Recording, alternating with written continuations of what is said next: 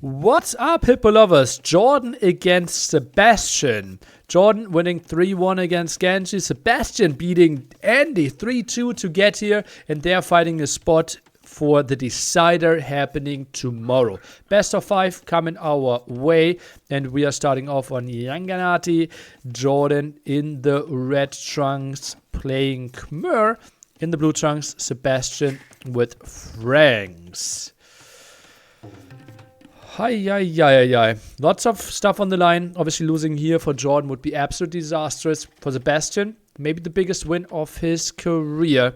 Getting into the decider here and kind of implying that he is a top 10 player in the world. If he gets a win here. Let's take a look. JorDan, don't tell me this will be... Oh, yo, that hammer flew in the last second. Double villager here at the front. And on this map, if you don't know, we are fighting for some water in the center. Not the craziest amount though. 3 deep fish is kind of what players are agreeing on going for. And then we need to chop ourselves through those wood lines here to get to the gold. Because gold relatively limited around the town center here. Money price for the decider loser is at what? $435. Liquid Peter says 2-1 JorDan against Ganji and Dark 2-1 Vilisse. Are you logged in? I even deleted the cage. Okay. Well, then maybe I have privileges being an editor there and seeing it earlier.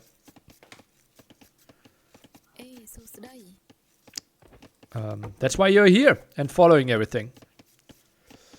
We also at the same time will have, or with 15-minute delay, we'll have ACCM playing against Dark.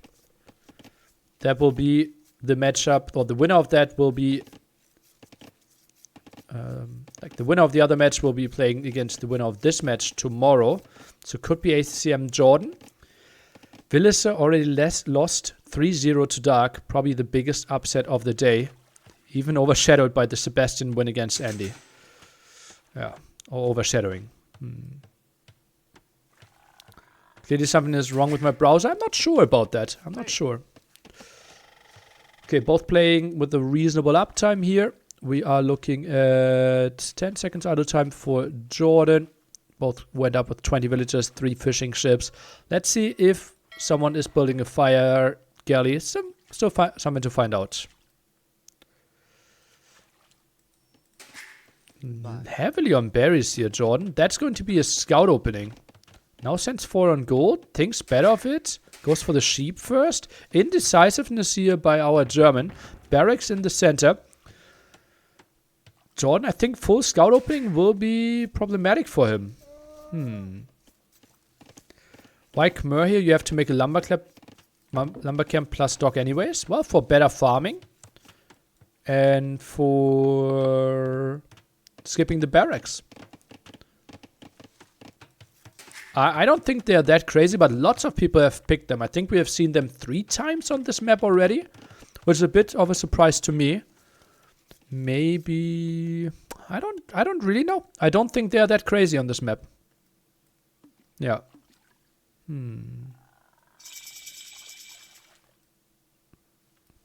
House hiding can be good too as well. Well, JorDan has some control here. Archery range opening by JorDan with 400 food in the bank.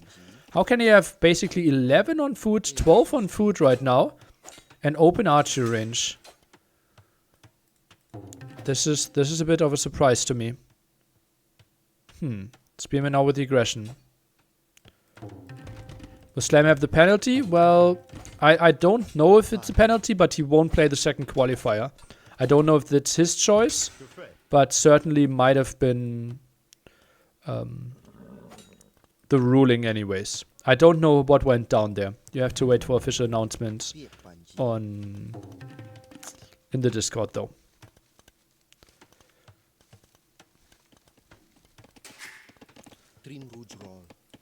9 on wood in the back. And water for this area. Since you said it earlier, game, that building fires on the middle isn't worth it. Oh, no, that's not what I'm saying. I think it's not worth it. But it might be, right? I'm just not seeing that it's paying off. it obviously gives you a bit more map control than I initially thought. Yeah. Yeah. Do the players just build some fishing ships and that's it? Well, that was JorDan's approach, right? But now Sebastian can go for some fish traps. Wood count will be relatively low. JorDan walled off all this area. I like it. People sometimes think, okay, I go for houses and it's enough, but actually you kind of want to wall it off. You don't want to constantly fight there. Trade off some HP. The map spawned 2 deep fish? I think it spawned 3. I'm pretty sure. It just like... Yeah, it lasted till feudal age. Oh, that's a nice pickup for JorDan. JorDan also gets fletching. And armor. Why not towering the pond early? To get what? I wouldn't be surprised if people start to tower this area, but there's just so many spots that you need to defend. Like 1 tower here is not controlling enough. Just got another donation in. Thank you. Oh, some harassment here. It's tough to wall this area. House a bit out of position. Villagers can maybe fight. Is that really the way how you want to deal with this? 5 archers could now contribute a bit. And now he deals the damage and trades off quite some HP. Good defense by JorDan so far. Sebastian, 3-0 eco KD. Don't get too excited over that. That's only the fish here. How do you pronounce the map's name? People kind of are agreeing on pronouncing the double L at the start as a Y. So Yanganati is what we are going for right now.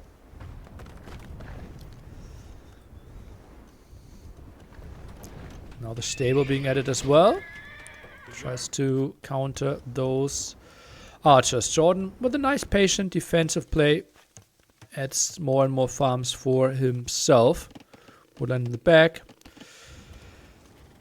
What's the development towards the gold spots though? That will be the big question. Right now 1 spearman in no man's land. JorDan's opponent seems kind of weird to me. Can you explain what his thoughts might be? I think getting to a good feudal age army. Archer Scout is the best army you can get in feudal age. Early archers means you can't die. And then transitioning into scouts. Lots of farms. And maybe mass bloodline scouts. Could maybe even add a second stable. 1 archery range constantly producing archers. And then you get a crazy feudal age army. That could be his play. And Sebastian, he doesn't want any of it. And goes for the big walls. This one is still open though. And he would only secure himself 1600 gold with those walls. And indeed, look at that. Bloodlines is coming in. I wouldn't be surprised if JorDan thinks about a second stable pretty soon. Did not scout the map design of Sebastian too well. Was about the woodline in the back, obviously. Sees the gold is not taken, so he knows either on this gold or not on gold at all. Almost fully upgraded army too. Forging 1-1. Yeah, he only needs the armor upgrade. And gets the villager. This is good for JorDan. This is really good for JorDan. Doesn't want to dive in there. Needs to keep his scout numbers alive. Needs to continue producing scouts as well. Otherwise, the upgrades won't be worth it. Q's 2 more now. Takes a bit of a fight at the bottom. Wants to have those scouts taking damage of those skirmishers. Now the close distance here. But damage output is really solid by those archers. Gets more kills against the scouts. Minimum distance of these skirmishers kind of hurting them. If only JorDan had 2 more scouts with this, he would have owned this fight. But the skirmishers did a reasonable job against all those archers. And both will trade off their armies quite heavily. That means that the player with a better economy typically has the better spot. Slight advantage in that regard for Sebastian. And now the full scout play potentially. Is there a second stable? There is the second stable. JorDan slipping a bit with the macro. And continues with the aggression here. Sebastian's army was cheaper. Well, you can take a look at resource destroyed. That will give you an idea that JorDan killed more. But obviously, JorDan invested more into this as well. Not only the army, but also the upgrades on that army.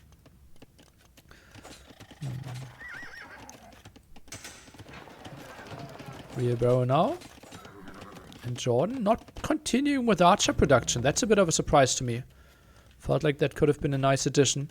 Sebastian technically could now go for the spear defense.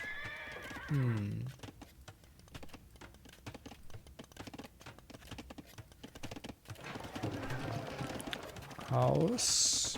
Ooh, runs under this one. This is atypical for JorDan. Something we very rarely see. He's trying to find some damage now. But he is stopping production. Went for forging, went for bloodlines on those scouts and not committing further. Reading the situation. But he thinks he can't do any more damage simply because Sebastian created such good walls. More HP lost here for the scout. But also forces some idle time. And JorDan's Castle Age timing. Competitive. Just one villager behind. And nice active movements there. Oh, those scouts. Oh, they bugged out a small moment. Spearman gets 2 hits in. And Sebastian is clearing this. Now the question, what is the army transition going to be? Nice amount of farmers, but those will be really exposed to potential night raids later on. Whew. Really impressive play by both of them. And a lot of South Americans cheering for Sebastian here, I believe. Kind of one of the new big hopes.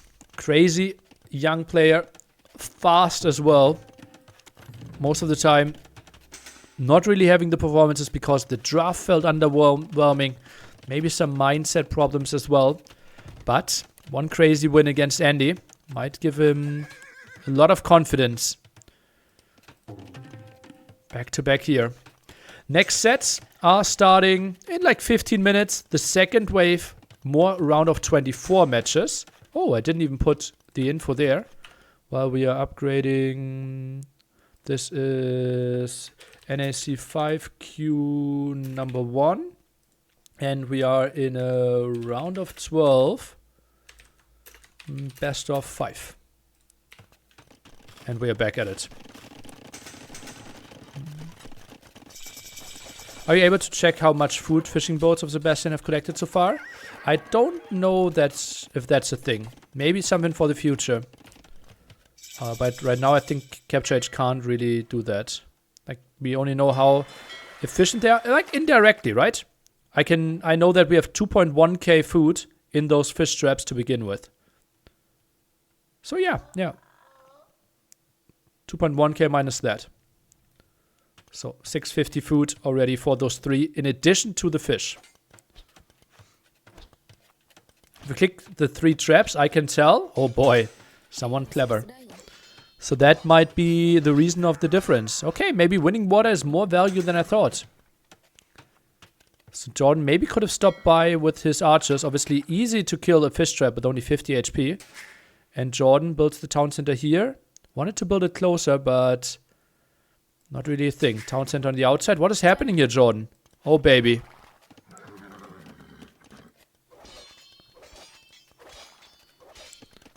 Speed upgrade for those knights. I don't mind the situation for Sebastian here. Just being fully walled against an open opponent. JorDan is trying to chase it down. JorDan had horse color late. Oh, yeah. He will need to reseed a lot of farms pretty soon. Oh, baby. That will be rough for him. Lost a monk here, I believe. Indeed, he did. Sebastian in a good spot. What is happening here? 5-1 eco KD. Remember, those are 3 fishing ships from earlier, so it is only 2-1 villagers. JorDan can afford a 3rd town center if he wanted to go for one. Maybe one in the back here could make some sense, but as we said, farms need to be reseeded pretty quickly. Lots of them really low on food. Already is reseeding some though. Now goes for the pikemen. Sebastian does not want to lose those 4 spearmen. JorDan slightly ahead in villagers. Mainly because he doesn't have wheelbarrow and we have Sebastian with wheelbarrow. 4 relics on the map, 1 in each corner. What happened here? What?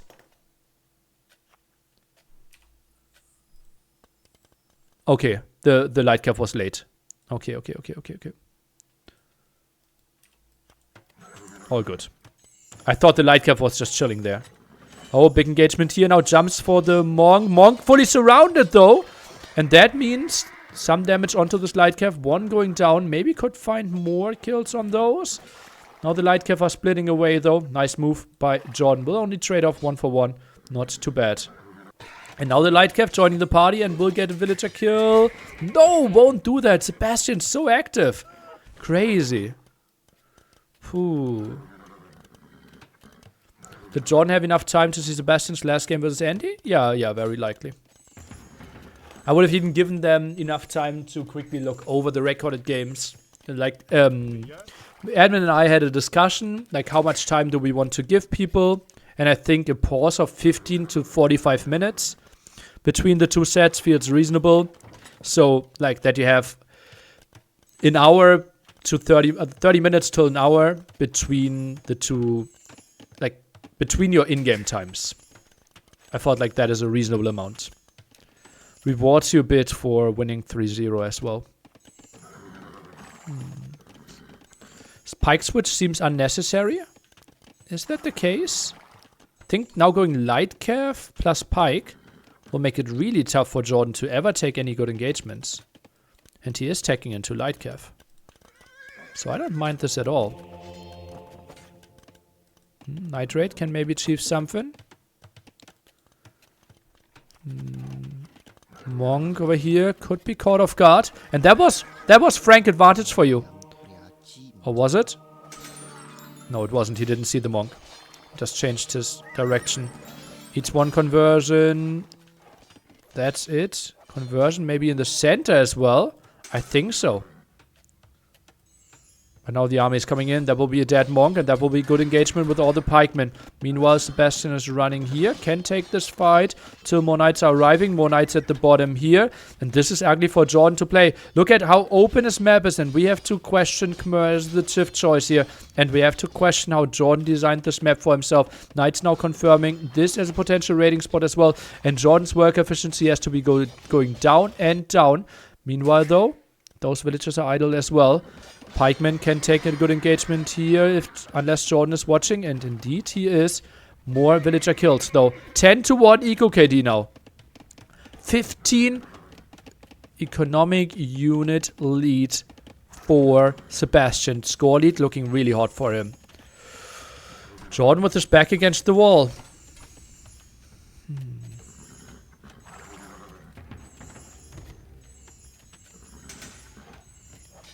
Did JorDan create this map? Nope.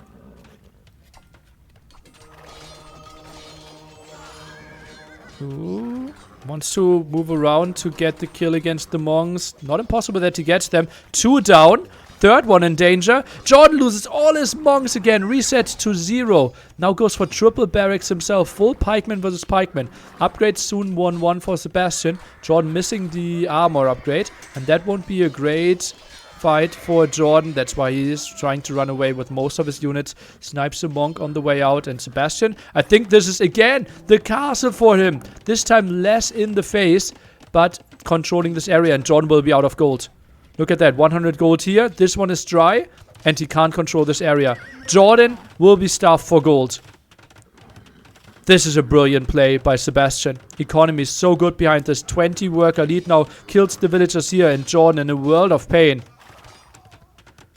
Absolute masterclass here from Sebastian.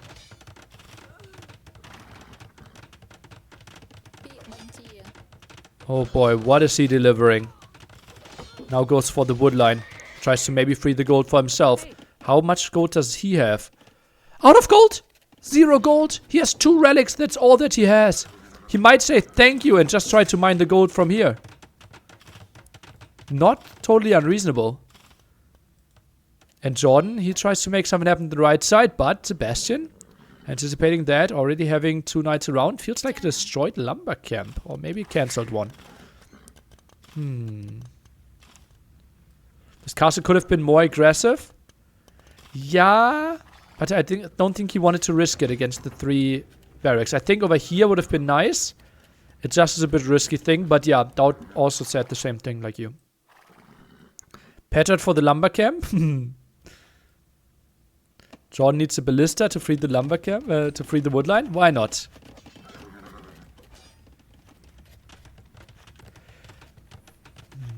It didn't need to be more aggressive. Feels like the game should have been won either way.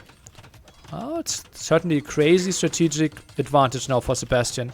Takes another good fight here. What is that petard for? Okay. Did he try to bomb the... Where's the petard going? Don't tell me he's going for the monk. Oh, he goes for the random house. Okay. Well, so be it. JorDan not too bad with his military numbers. Tries to find something here. Raids the left-hand side. Monk's not really finding an engagement. But nice re-houses and also lots of stone walls. More raids in the back here.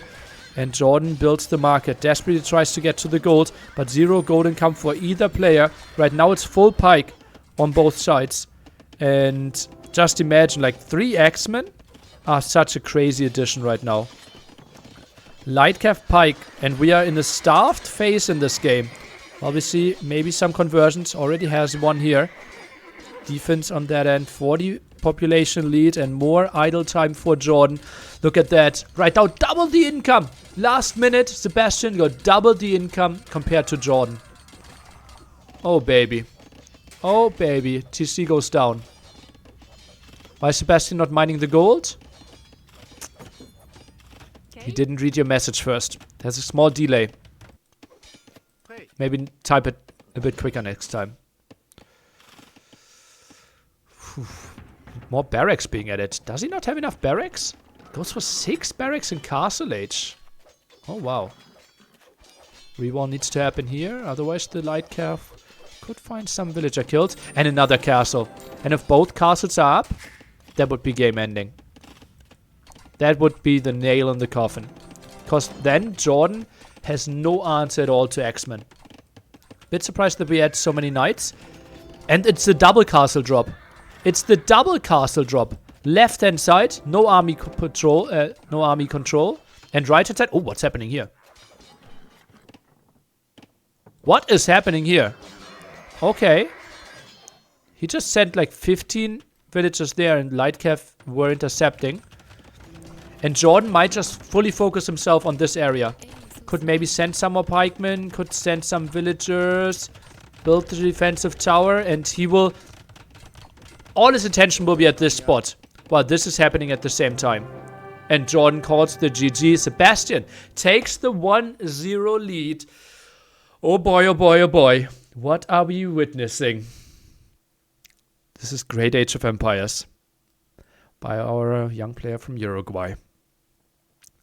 Already beating Andy 3-2. And now putting JorDan on the spot. Just needs to win his 2 home maps. But his 2 home maps are not weak maps of JorDan.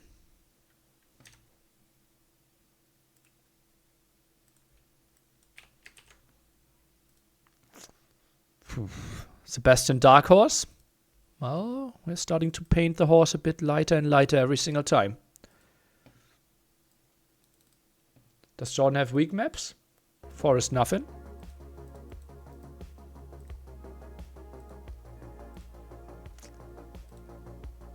Outcrop is what Teddo is playing right now. Northern Crossings will be the next map.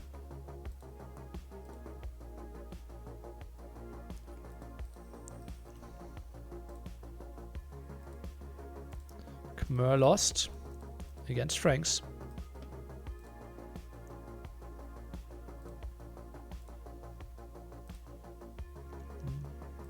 Is Dark the Dark Horse?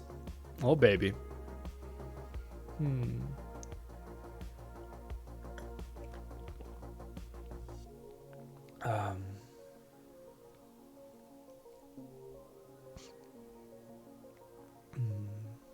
I don't remember the last time I saw Khmer win. The last set JorDan played 1.5 hours ago. But okay. Small attention span.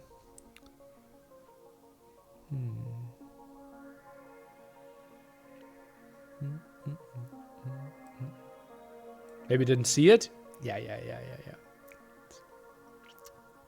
Very likely didn't see it, right?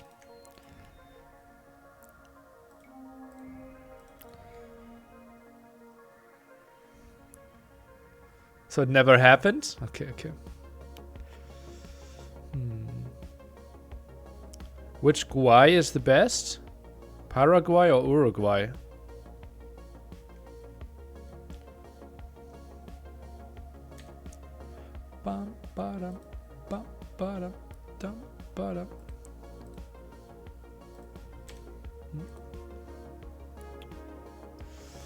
you think JorDan watched the Sebastian Andy match? I'm pretty sure he watched game 5.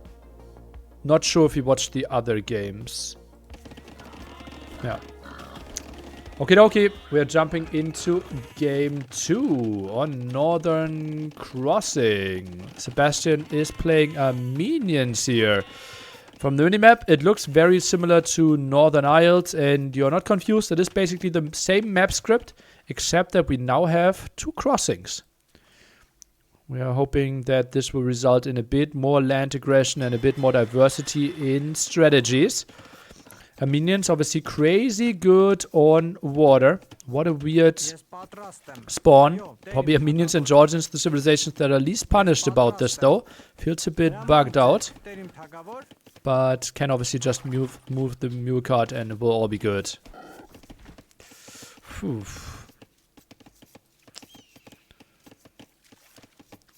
Looks like a Pokeball. Yeah, I can see it. Can absolutely see it. Oh, Scout v Scout fight. Oh, Sebastian backs off. Okay. Small win for John. Both docking towards the front. I mean, it's not in the nation guide. What do they have? So they are one of the 2 new civilizations. Instead of lumber camps and mining camps, they have mule carts. You can drop off wood. You can drop off gold. You can also drop off hunt. So you could go for the deer. And they can move. So you can move around the woodline and they're always efficient. Also, they don't have monasteries, but fortified churches that can shoot if you have villagers inside or relics. And your first fortified church for Armenians is actually already giving you your first relic. So that's a nice advantage and a nice protection for all your units. Also, Armenians can build the Man-at-Arms champion line 1 age earlier, except Man-at-Arms. So in Castle Age, you can actually tech champions. Or in Fuel Age, you can actually tech longswords. And go for them. Do you think you would die before or after 70 years old? After, probably. I think if I didn't do NACs, I would have been 100. Now, due to NAC, I think I will live till I'm 80. Pikes too. Indeed. You can build pikes in Feudal Age and halberdiers in Castle Age. Yeah. What would happen if you play a relic victory game with Armenians? That's a good question. I don't know. Oh, sheep stolen. Hello. Have you seen champions in Castle Age yet? I don't think so. Yeah. And you can build spearmen in Dark Age. That could be a nice strategic option. Also, they have a crazy unique tech that I think makes your demos better, plus your drawments better, and something else. Like, it's one of the most broken unique techs. Chat will tell us what it does. Sebastian commits and is backing off. JorDan with a relatively good opening. Why are Georgians banned? Because they have a unique unit called the Monaspa that does extra damage. And there's a small hiccup in the programming right now that they do more extra damage than intended. And hopefully that will be fixed by the next patch. Everything is indicating that it will be. But for now, we are not using those. We got to some controversy there at Warlords. I have a talk show called WTF, where I sum up all the events of the previous month within 12 to 15 minutes. So if you ever feel like, damn, I'm out of the loop of the scene, could be a great watch for you. I'm talking about tournament events, drama, Hera's unhappiness, Viper cheating in Warlords, and that only is what happened last month.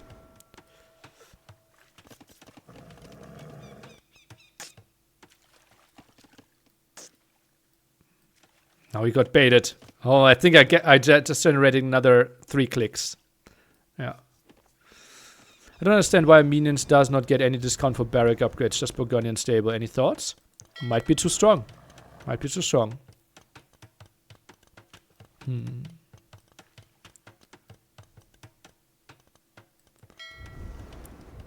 Oh, Let's take a look here. First demos now arriving. Sebastian with quite some aggression. JorDan does not want to eat that demo. Splits away. Nice move. Now time for repair. Blocks off his own fire galley a bit. Tries to get in front of it. Does he get the retreat? 3 HP. Is he getting there? Seems like yes he will. Or like he won't get the repair. And the kill won't happen either. Block with the fishing ships. Nice move by JorDan. Both players getting to kill the low HP units. JorDan moves further forwards.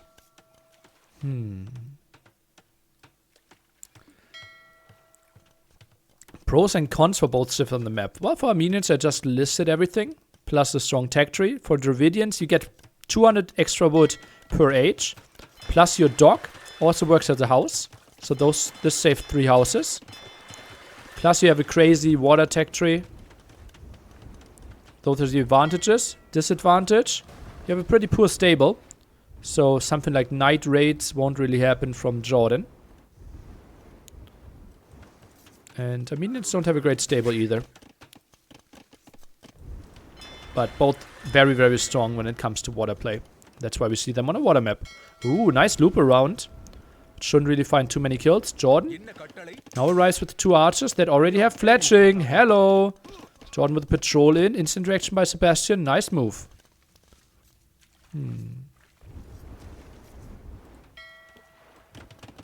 And now forces the defensive tower. That's a big win for JorDan. Will get a villager kill most likely. Oh, he won't. Doesn't commit to it.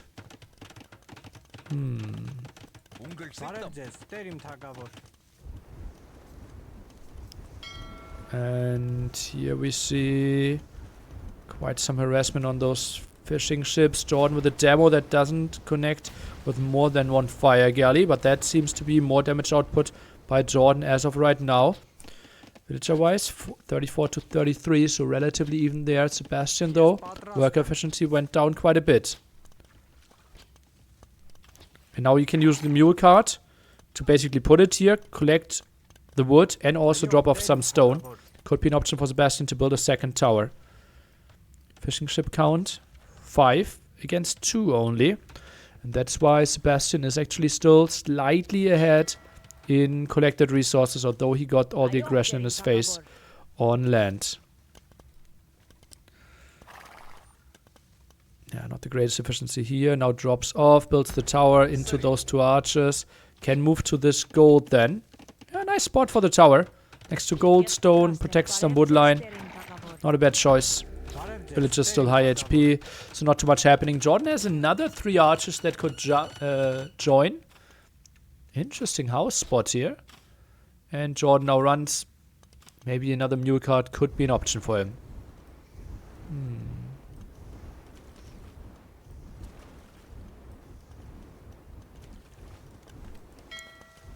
Sebastian testing the waters a bit. Oh, look at that. Again, debating left-hand side. Moves away. Tries to come in from the right-hand side. Transporter with the scout and the sheep still in the back.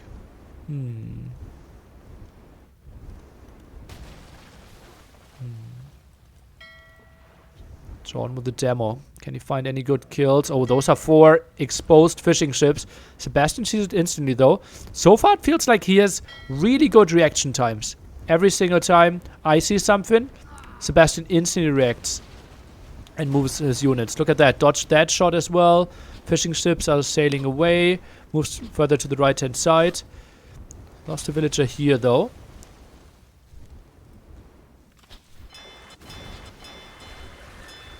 Fire galley count not crazy. Sebastian on the way to Castle Age, while JorDan had to buy himself some food, sell some wood, and is now clicking up as well.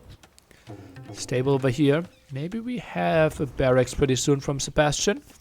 Feels like JorDan with a lot of control.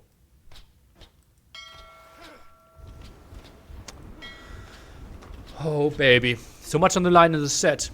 Obviously, both players guaranteed themselves $200, but that is not what they're aiming for. Obviously, a nice payday for Sebastian, but JorDan is here to qualify.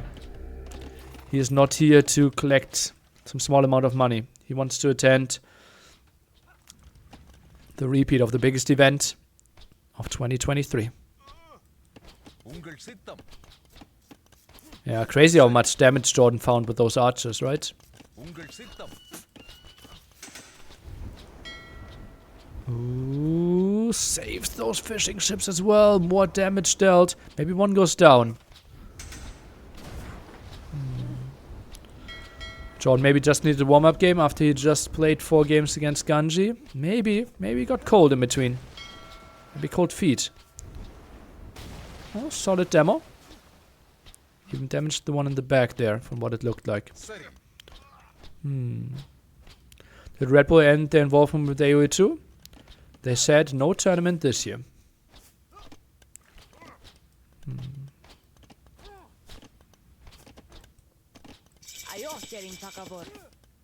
War galley upgrade. Coming in.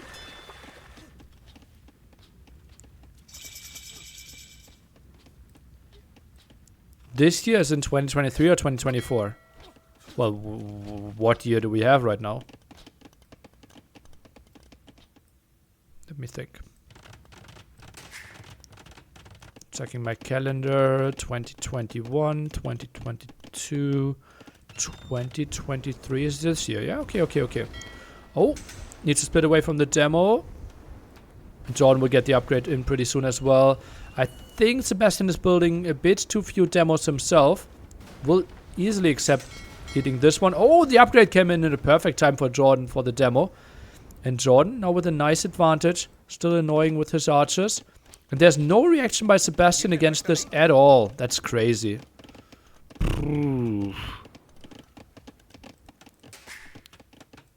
TC at both sides. JorDan in full control.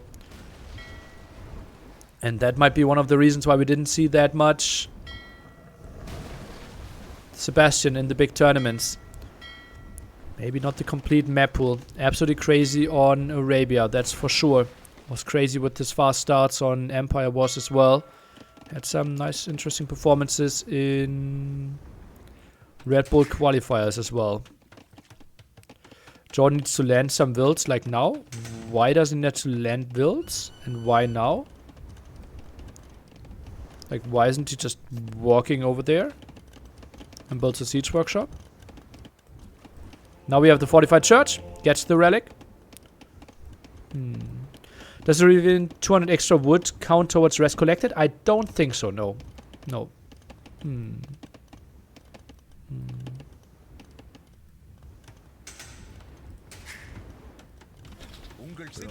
they can build warrior priest. A unit that is really strong, can fight off a lot of other units. Gets countered by light cav and eagles though. And can also pick up relics, but cannot convert.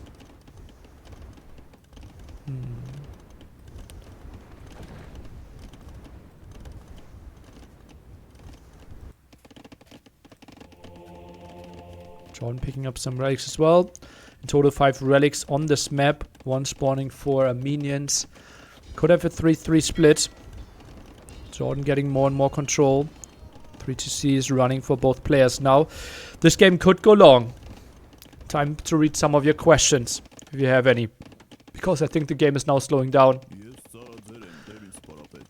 Warrior Priest, collecting some relics. Nelia, notice for this map, you lowered the land of the lowest elevation for most of the island except for the base area. What was the thinking behind the change? I think we only increased the TC spot by 1 tile. Oh no, we didn't. Well, it just generated more even spawns. Sometimes the TC was more here, and then you had like 3 golds towards one side. And to get always a 1-2 split, we wanted to have it in as central as possible, and that apparently was easier with the elevation. Which of the NACs reduces your lifespan the most? N4C probably. Yeah, that was the one by far. How many nuggets could you eat in a single sitting? Good question. I would predict...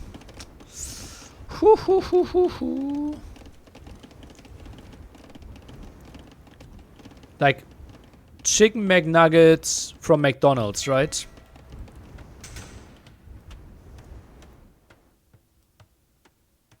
Okay. I would say 55. Within like 45 minutes, something like that. Yeah. I could eat 100 easily. Did you ever eat 100 easily, or are you saying that? Because, like, people always say they could eat X amount, and then they can't. Like, it's way easier. Like, 30 is so much easier than 35. Yeah. It just gets exponentially tougher. You will try and let me know? Okay. Do that. I can eat at least 2. Yeah, like I ate 16 cheeseburgers when I was 9 in one day, though. And my cousin ate 69, ironically, chicken McNuggets, and we were like 9. Yeah. That was like my parents tried to convince us to do like culture in middle Germany, which is obviously absolutely horrible for a 9-year-old. Like visiting museums. We actually visited a castle as well, which was a bit more interesting. But yeah, not a great day. But they felt like, okay, we have our grandchildren, we have to do culture. And we bargained with them, okay, if we do culture day, we want McDonald's for every single meal. So we went to McDonald's, breakfast, lunch, dinner. And during Champions League halftime break, I had 1 more cheeseburger and he had 9 more chicken nuggets. Yeah, I had 5 cheeseburgers for all 3 meals. You're still vegetarian? Yeah. But that was obviously way before vegetarian times. Hey, Neely, out of all the styles of tournaments that you've liked, like Clash of the Hippo, King of the Hippo, Fair Civs Cup, etc., which of those would you most like to see other iterate on their own tournaments? A Fair Civ Cup rules, I think, are absolutely great. A deathmatch tournament took that, and it resulted in great games. No. What club do you support, Neely? Gamer Legion. Neely, is your diet healthy? Well, compared to the average Westerner, yes. Compared to the average vegetarian, no. Neely, what minute do you think wood can become an issue? Oh, like 50 minutes? Especially for Sebastian if he loses control over those 3 massive forests. Right, because this one is not great control for him as well. He's now trying to redock the back. I think you want to get shipwright first. Do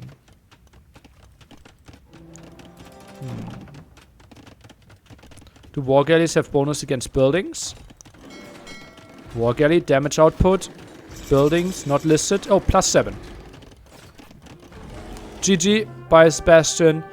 Those 3 archers, or the first 2 archers for JorDan, felt like they won the game. So much distraction, so much running around, and Sebastian tries to buy himself or get to stone. So much distraction. Economy was a complete disaster from there on. JorDan collected so much more, had the 3 TCs earlier, and it felt like JorDan was just in smooth control and did all the right steps. War galleys to control the front. Now the castle to go for the aggression. The TC here as well. And this was really smooth play by JorDan. I was a bit surprised by how heavily Sebastian committed towards the center. Early GG? No early GG at all. Like, he will struggle to get wood control. Opponent is already starting to trap him. Like, that TC is in danger. He will lose villagers. Tado, by the way, leads 1-0 against Dragonstar. Round of 24 match there. JorDan can get all the upgrades pretty soon. Like, it's looking really, really good for JorDan. You can see how he's behind in military and villagers as well. So, I think a very justified GG timing. But Sebastian, he doesn't need to win JorDan's home map. He just needs to win 2 of his home maps. And then he is winning the set. It's that simple. Win the neutral map, win 2 of your home maps, and you don't care about fortified crossing.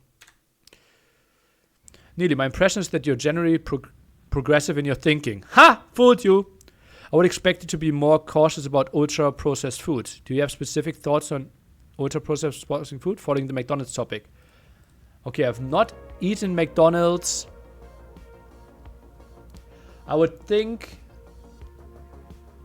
I've eaten McDonald's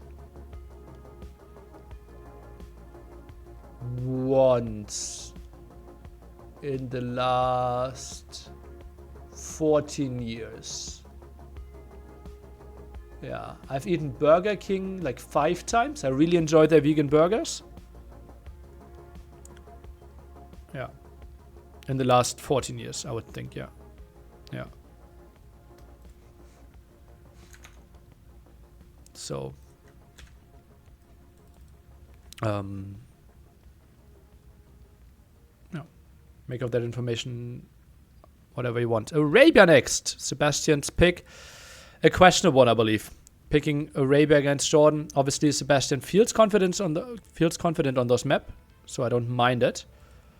But I think not typically showing great preparation if someone picks Arabia, or shows a lot of confidence, which might be justified with how Sebastian just played. How much to eat a Big Mac on stream? $500 donation. Outside of NAC, it's even cheaper. No. Mesowar? Well, I can give you millions for Sebastian in the red trunks and JorDan with Aztecs. So Mesowar incoming indeed. Something we haven't seen in quite some time. What do you think about sudden death? Well, I like it quite a bit. Oh, casting over here. I like sudden death. It's obviously horrible for a series tournament, but I like it in a fun tournament for sure. So welcome on the big screen now. 4 on wood by JorDan. Okay. Not really the typical amount that we are seeing nowadays. People. Oh boy, and I'm getting schooled. Sebastian goes with 4 on wood as well. Okay.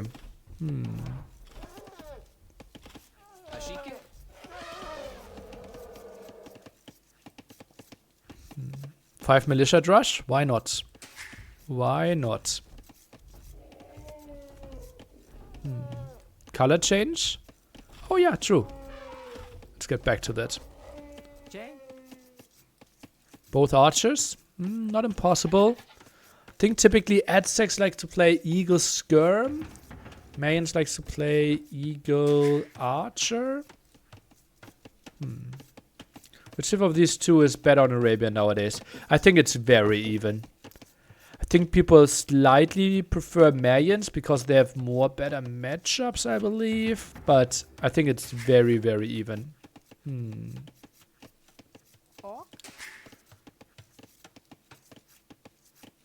Yeah. Since the Eagle nerf, Aztecs might have struggled a bit. Obviously, Archers untouched.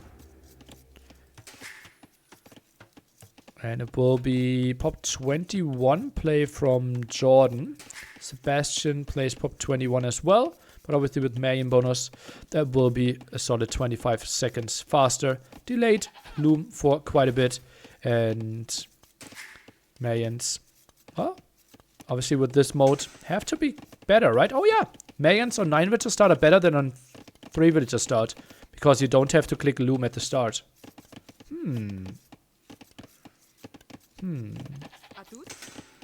Which civ has better Charlotte warriors? Aztecs of Faith? I'm not sure if Mayans have that. I'm not sure about Heresy. So I will just say Aztecs.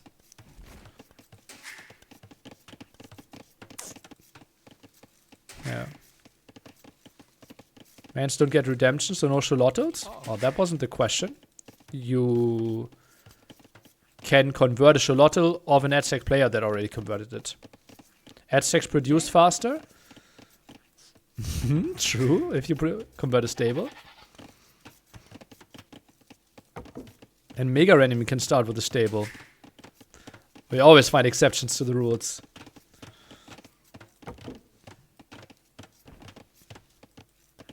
Así que, 4 on gold now. JorDan gets a good idea of what's up. I'll take some damage here, but shouldn't be the most important thing. Sebastian floating quite some solid food, and we saw the 1 militia drush here by JorDan. Incas does not have redemption? What? I thought they do. I'm pretty sure they do, yeah. Inca should a lot of food cost reduced? Most likely, right? I'm not sure, I'm not sure. I would think so. I would think so. Okay, I don't fully understand the militia opening from JorDan.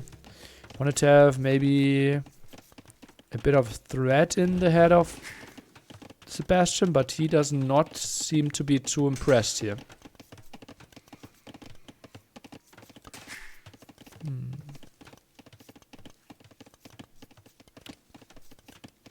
Arabia only turn is boring now? Some people say yes. Most people say no. I think variety is a beautiful thing in mixed map tournaments.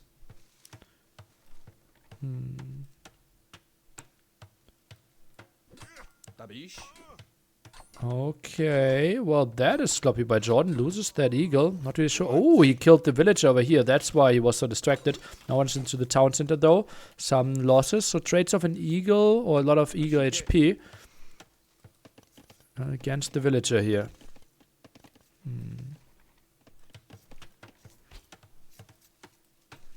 KOTD is cool, just wouldn't want it more than once a year. Yeah, that's what the popular belief is.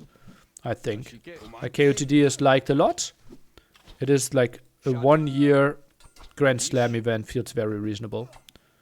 I also would think like something like Hidden Cup would lose value if it was more than once a year. S6 equals stronger than before Mayans, before Eldorado? No, they're both the same. Exactly the same.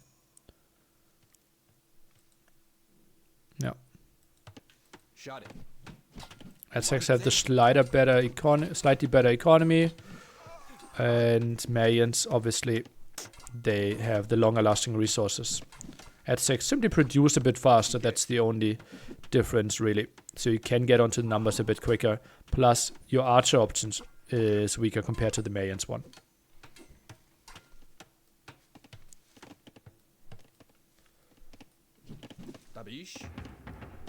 Okay, double barracks play from JorDan.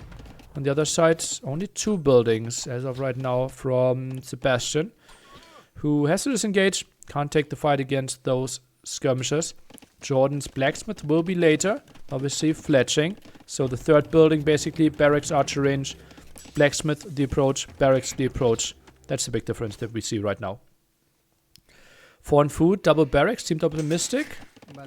He is adding some farms now, but yeah, would have been. But remember that eagles produce really slowly in feudal age, 60 seconds for a generic civilization like Mayans or Incas, and in castle age they produce significantly faster again.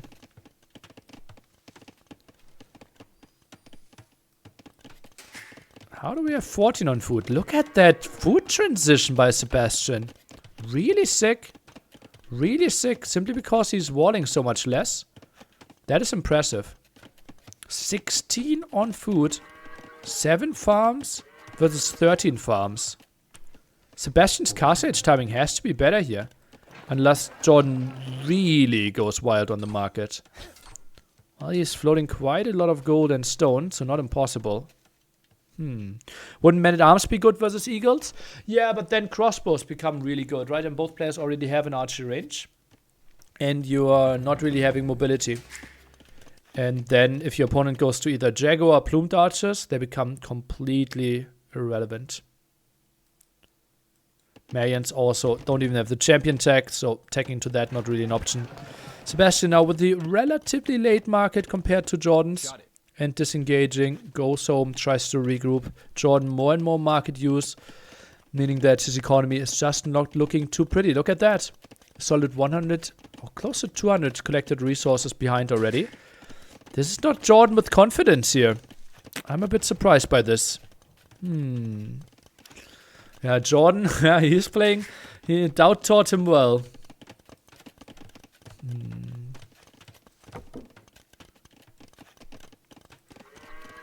10 farms without the farm upgrade. On the other side, 13 farms without the farm upgrade. On the way to Castle Age, typically the time where we get it. So expect it here next. Bap. And here next. Gold upgrade! What? Okay. Well, after the gold upgrade, we can do the farm upgrade. Archers continue to be produced. Farm upgrade. No.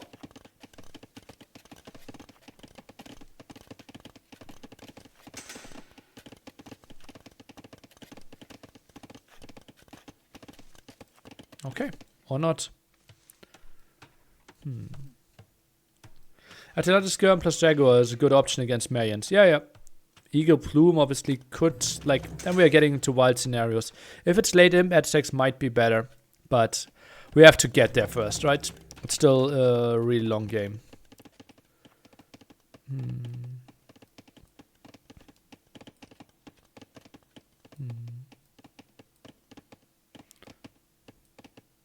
All in from JorDan should kill Sebastian. Yeah, especially if he has his army around here. Bit surprising. Kind of important that Sebastian is keeping this open. Now tries to fix the hole though. That's a nice archer by JorDan. Sends that one around. One archer versus one archer. Sebastian dives. And that will be ugly for JorDan. Unless he gets in. Uh-oh. Sebastian still waits. Now he's jumping. Oh, this will be bad for both. Oh boy. Eco KD 1-0. Look at it now at the 18-minute mark. Look at it again at the 22-minute mark. If we are getting that far into the game. Oh, this will be losses on both sides. And Eagles are now jumping. Crossbows here for the defense. Town Center helping out a bit. Can we see some quick walls? Sebastian, he needs to do something. Oh, this is ugly to play for both of them. Sebastian does not get the quick walls in there. Eagles are there. Villagers have to run. And who's coming out ahead after this one? Blocking the gold is massive.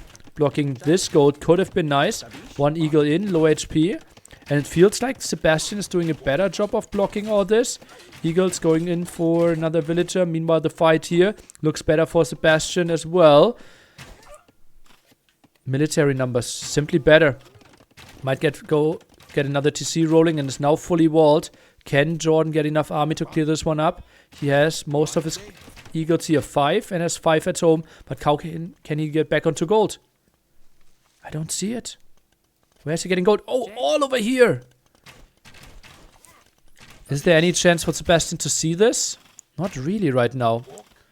Focuses down those crossbows. 2-1 upgrades on those. JorDan is getting 2 eagle numbers though. 19 on gold. Extra TC here. Some eagles around for Sebastian. It's not looking bad for the Uruguayan. JorDan only lost 1 will.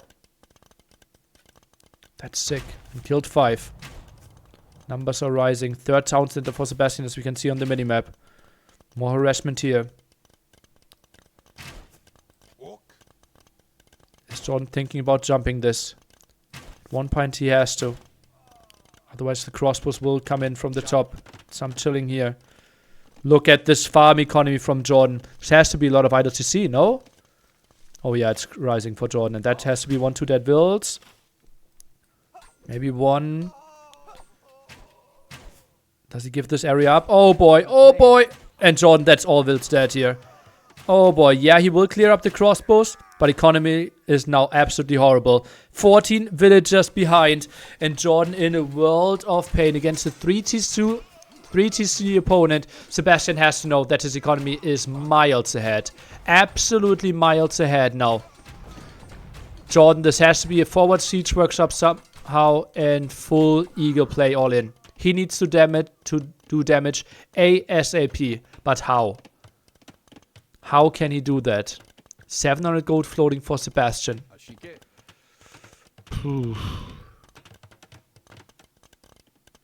Picking up some relics. JorDan even macros like this. Okay, interesting. Farm upgrade now. Heavily on stone. Sebastian knows if he gets a castle up, the game is won. Bought some stone for himself. Opens this area. Knows that the attack has to be coming in his face now. Eagles have both armor upgrades. Obviously had some losses from the fight from earlier.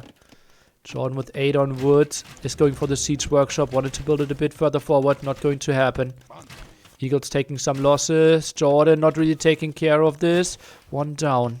Now disengaging. What a great patient play by Sebastian.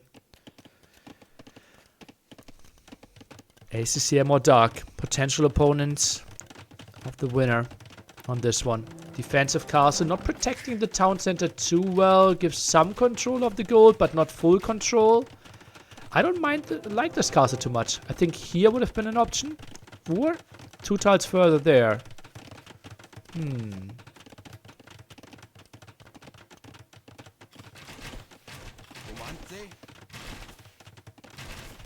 Crossbow still defending. 30 more villagers. Resource collected will get completely out of control in favor of Sebastian here pretty soon. He just walls off more. That is so clever by him. How can he be this young and this smart at the same time? First mangonel. Ping can't be crazy good here. With an American against a European. Probably playing East US server. Something like 90 till 100 ping for both players feels likely. But good enough for Sebastian to save those villagers. Stone walls. Love it. Absolutely love it. And now Plumed Archers are added. More HP on those. They can even take a mangonel shot. Not a downhill one though. Now pulling another villager. You can just tickle the mangonel. 1 shot by 1 shot. Siege workshop by him. 73 wills against 39. JorDan feeling the pressure. Look at this economy. Has 2 relics. Not bad for an attack player. JorDan needs to get some crazy mangonel shots, but how can he get those? Feels like only if Sebastian's handling them. Has to be doing a big mistake in some way. Plumes, extra damage against the Eagles.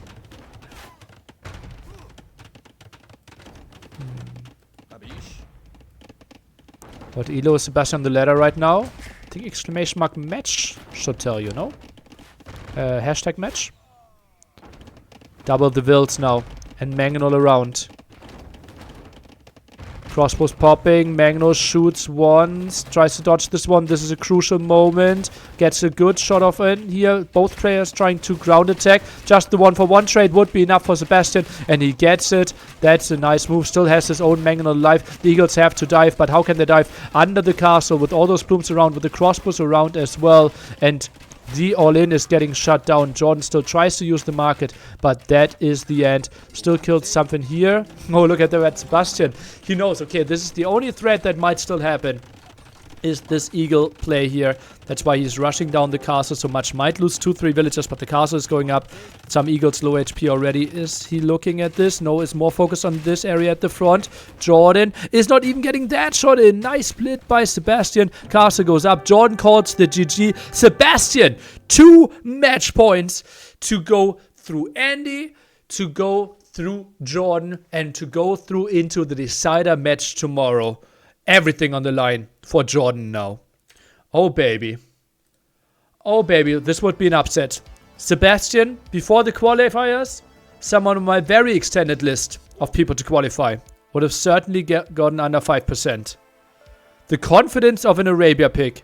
Gets Mayans against Aztecs. Gets in. Gets the kills. Big difference, obviously. Sebastian blocked the gold in a Mesa war, while JorDan blocked the wood and berries. And every single unit costs gold, so blocking the gold is the key thing. Whew. JorDan's still a home map though. A home map that he just lost.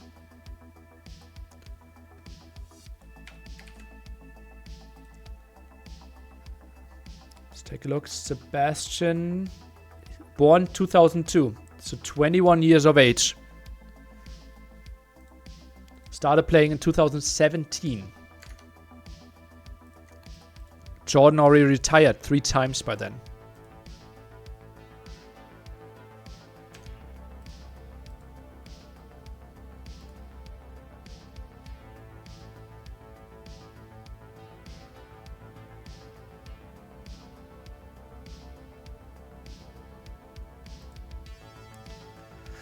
New generation versus grandpa. And up next we will have African reed beds picked by JorDan. Okay. Now that's something.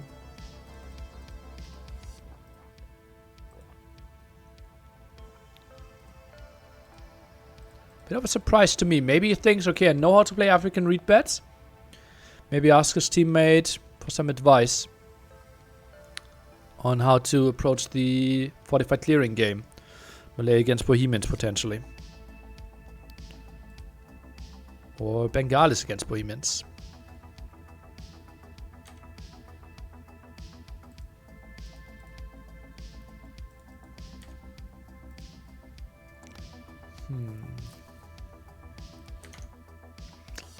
Okay, everything on the line. If you're a JorDan fan, this is the moment to send some energy.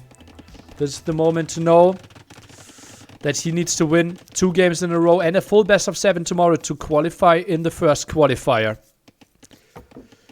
Vietnamese for Sebastian.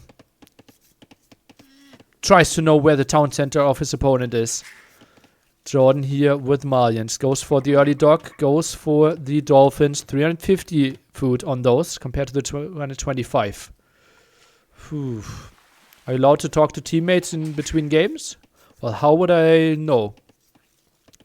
What would you have... Oh, we have another result coming in. Magugu leading 1-0 against Winchester. Those Fox boys. Oh boy. Ring ding ding ding ding ding ding. The wins are flying in. Whew. What would have happened if one of the invited players quit AU2 more qualifiers? Probably would have let Tado and Vilissa play a best of 7. And the winner gets an invitation. The 2 players that lost the round of 6. Whew. Yeah.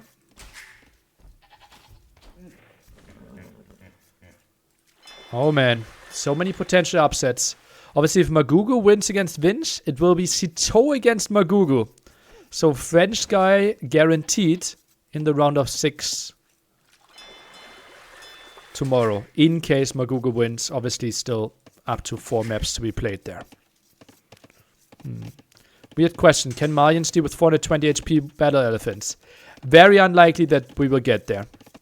But yeah, could be tricky.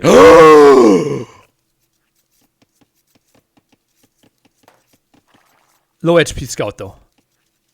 Gets 2 sheep back. Gets 2 sheep back. Nilly, breathe again. Time to breathe again, Nilly. That could have been crazy. Oh, calm down.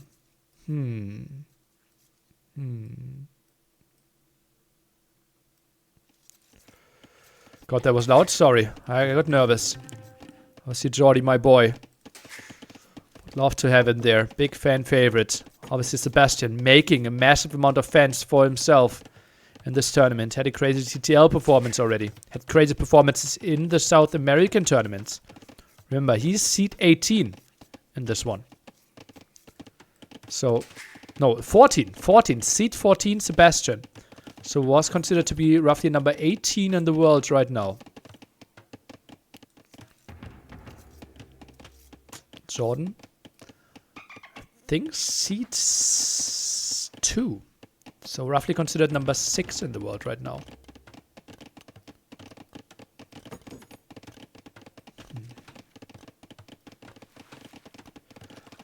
Ai, ai, ai, ai, ai. Điện hạ có gì sai bảo?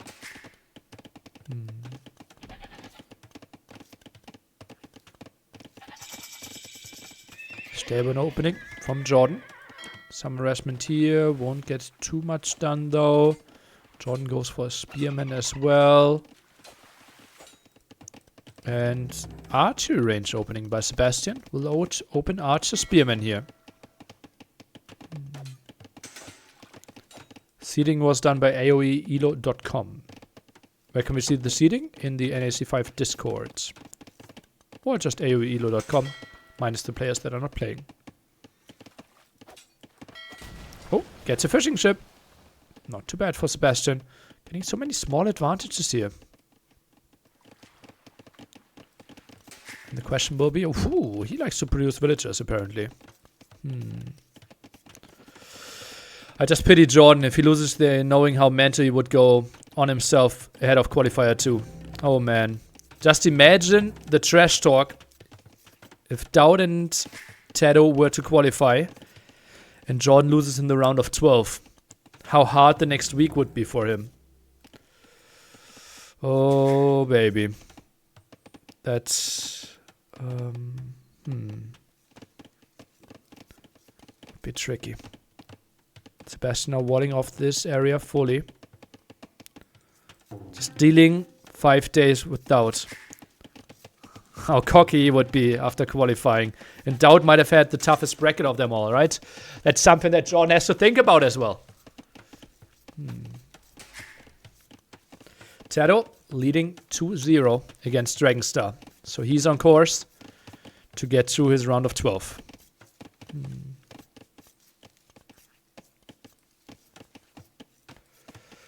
JorDan, there's some pizza waiting for you at NAC5. I wouldn't be surprised if he stops by either way, even if he doesn't qualify. Maybe for a nice late night mem cast on Sunday evening. We'll try to organize everything, but obviously we want to have him there as a player. As a constant contributor on the felt and on the mic. A hole on JorDan. That's Sebastian. This one seems walled. This one is walled as well. Here we are walled. There might be... Nah, all fields very reasonably walled by JorDan. Very passive game. 1-0 KD. That's all that we can see. The one single fishing ship down. Nothing else happened so far in this game.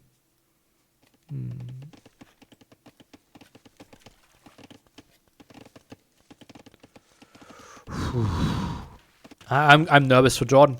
What can I say? I know how hard he trained. I know how much this means to him. There's no other time to qualify for an NAC ever again. Only this qualifier and the one next week. And then seeing Andy is down.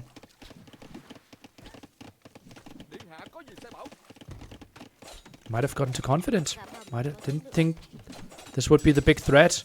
Might have already thought about ACCM.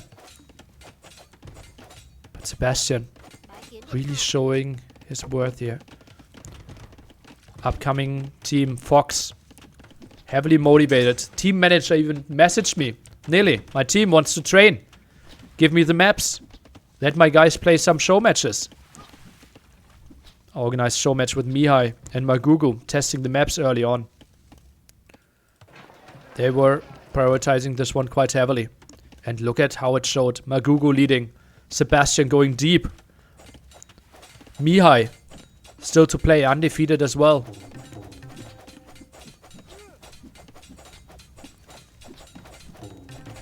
Crazy performances.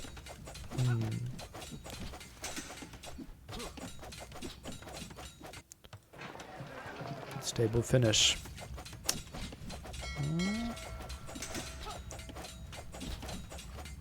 JorDan with some aggression. Cast Age timing will be later. Archers staying at home to defend. And Dark. Obviously Dark. Beating Villese. Someone who we had clearly as one of the guys that had to qualify. That is clearly a top 10 player. and loses 3-0 to Dark.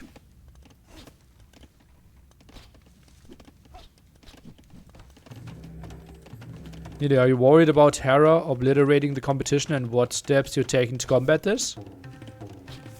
Worried a bit, but maybe I will have to message Leary and tell him Hera said you're chicken. Then, if Leary puts up another performance like he did in NSC4, I think we will have some great sets.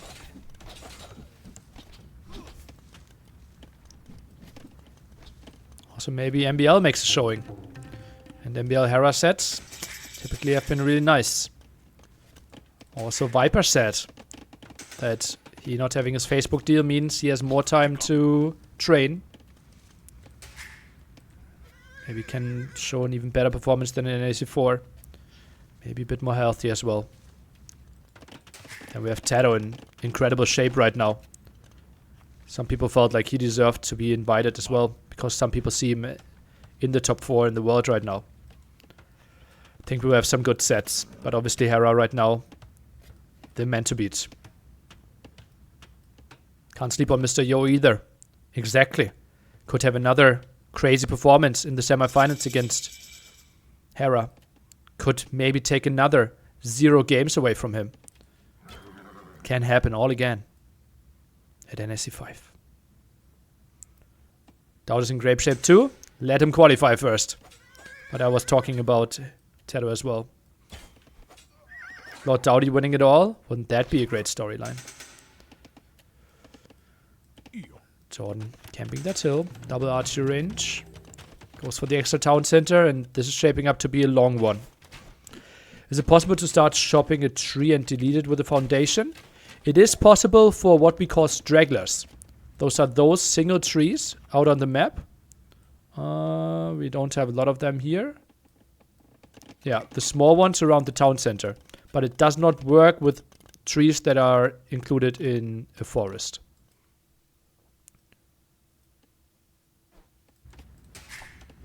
Are the two players you think consistently have banger sets between them? Tato doubts. At one point I've seen enough of them because I've cast them so much, but they have been delivering the last two. Tato Viper have been good. Honestly, Doubt Viper kind of surprises me, but they had some bad ones as well, so I think that's not a guarantee. It's not a guarantee between Doubt and Viper. It can easily be like 3-0, 4-0 in there as well. Doubt and Leary. Doubt and Leary are delivering. Yeah. Doubt and Leary are incredible sets. And Hera Leary, I think, always going to the decider. Me as a tournament organizer obviously loves that, right? More stream time from the best. No Botkin, by the way, from Sebastian. JorDan needs a big hit here early on. KD of 2-2. Now we are at 8-3. Why is JorDan trying to make something happen here?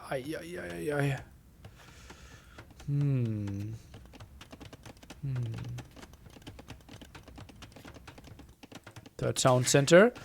JorDan already a solid 7 villages behind. Fishing trap count. We had 3 fishing ships working here. 3 for JorDan. Does not impress me too much. Could have easily added some more. 2.5 minutes idle time for JorDan. Quite a surprise, right? Who has the Civ advantage here? I'm not a big fan of Malians once the game goes late. I think Gem cards are overrated. I don't think they're performing too well against heavy CA.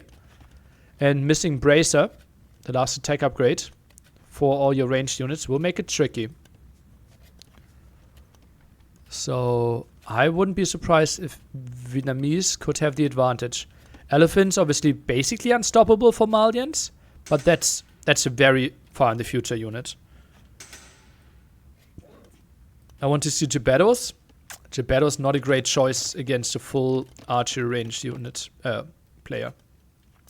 Right? Not great against crossbows, not great against CA. So I would be really surprised. Don't Mayans have decent monks? Yeah, we're kind of out of the stage of monks. Like monks are, the lower the economy, the better monks are. And right now they're mainly to collect some relics and to play them full late im to convert the elephants. Don't think it's really the play. When does Sebastian go for him? Right now, stabilize, 3TC, get some control. Okay, let's think about late game options. In the center, lots of stone, not contested at all. We have 5 relics, all in the line. We have 2 massive gold areas.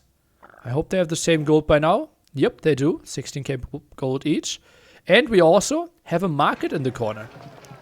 So if this game goes super long, trading there might be an option. Botkin is now coming in, and that was a perfect timing for Sebastian. He basically didn't fight at all. And now the first moment where you think, okay, there's a chance of me fighting, he actually gets it. Full infantry for JorDan? I don't think that's too likely. I think cavalry makes more sense. You cannot destroy the markets. Likely will be getting the relic. JorDan controls this area. Don't think that relics will be a very relevant factor in this game. Just controlling those areas. Also remember, Malians. That's not 16k for them. That's more like 18k.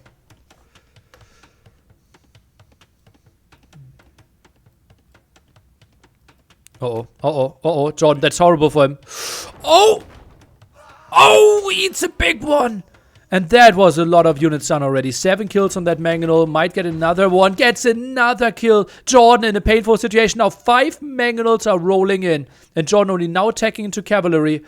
Oh, baby. Oh, baby. His scout not being used. That's one of the JorDan specialties. To always have an active scout. Not going to happen here. He is just chilling. He's trying to protect the relic. In a moment where getting vision over this area could have helped him out so much.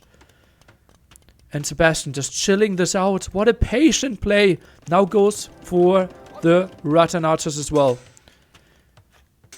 6 damage for them. I think 7 for elite Rattan. And then you're doing reasonable damage against those champ cards as well.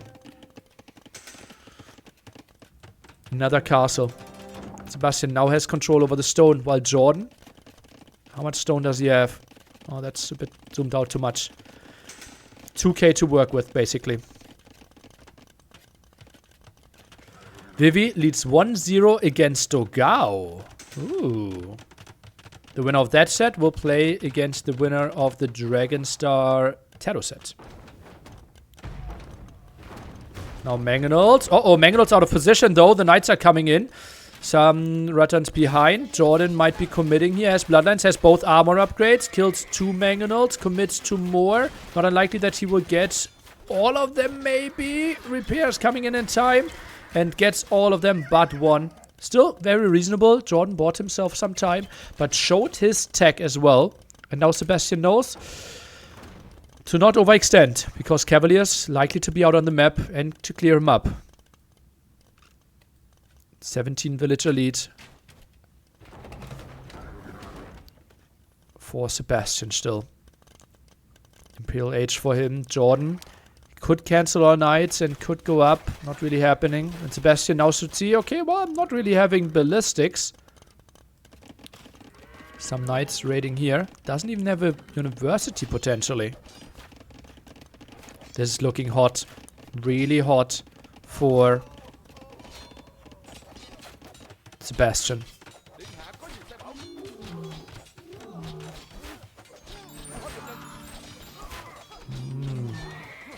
What is JorDan's win condition? Stall out to get and control all the golds. But Sebastian, if he gets a castle up here, I think it will be really tough to get a win condition. Then it will be really tough. Like winning via gold, mass cavalier, and just try to split the opponent thin might be an option. Getting raids in with the knights is already pretty sweet. JorDan will be imping as well. 2.5 minutes behind. Winchester Magugu evened out the set. 1-1 the score.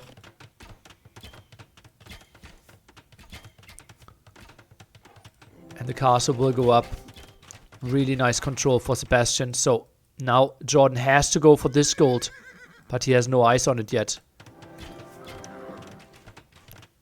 Quick wall, not sure if that one will be perfect. Ooh, goes with that castle. Not sure if that one goes up. And that one won't go up because JorDan thinks better of it, cancels it. Crossbows obviously not really adding too much. And JorDan now with the tech switch goes for the man-at-arms, goes for the champ cards. That is the way to go for him. Oh, denies that castle potentially. Knight at the front, villagers in the back, jumping. But yeah, Rattan's so good against the crossbows. All of them completely evaporated from the map. JorDan has to make a move to the right side, but the CAs were waiting. Castle at 36 HP. No way! No way! Oh! 25 HP. 22. 3 more volleys. That could be the end of the castle. Oh, JorDan cancels. Whew. Calm down. Calm down. JorDan can still get the castle. Techs into supplies. Full champion tech is now on the menu. That's the only way JorDan can still make something happen. Sends the knights over. Tries to get the gold control.